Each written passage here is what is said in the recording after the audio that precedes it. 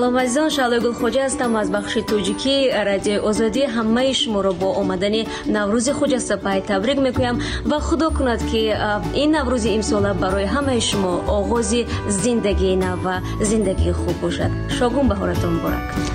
سلام، فرشته نگاستم و تکرار بهار را به شما تبریک میگم. نوروزتان خجسته و مملو از خوشی های فراوان باد. براتلو در سردیر خوشی راوړه و خوشحال باندې قدر دی نوروزه.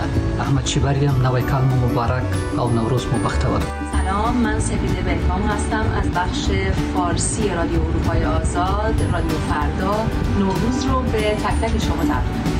من صدر نشر ozodlik radiosunun o'zbek xizmati muxbiri Markaziy Osiyolik barcha do'stlarni, barcha qardoshlarni Navro'z bayrami bilan muborakbod etaman.